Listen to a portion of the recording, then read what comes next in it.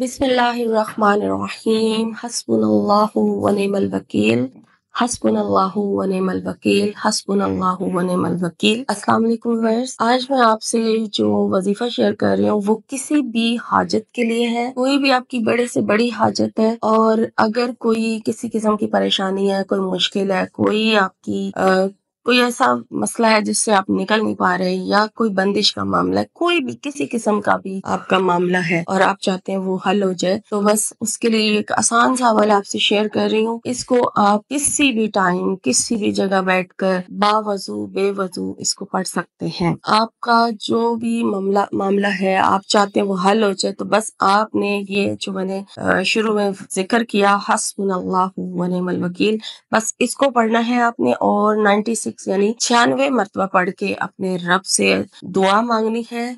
दुआ मांगने से पहले और दुआ मांगने के बाद आपने दुरूद शरीफ लाजमी पढ़ना है और इंशाअल्लाह ताला जिसने भी ये अमल किया है उसे कामयाबी मिली है। और इसका विर्द वैसे भी अगर आप हर वक्त करते रहेंगे तो आपकी जिंदगी में आसानियां आती रहेंगी। जो करते होंगे वो इस बात से अच्छी तरह से बाखबर होंगे कि ये बहुत पावरफुल कलाम है अल्लाह पाक की, और सूरह अल इमरान की ये आयत है जो मैं आपको बता रही हूँ, हस्बुनल्लाहु व निअमल वकील।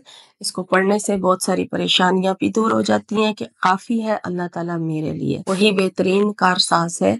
तो क्यों ना हम ये पढ़ के अपने रब से जो है तलब किया करें, तो ज़रूर अल्लाह ताला ही अता करने वाला है।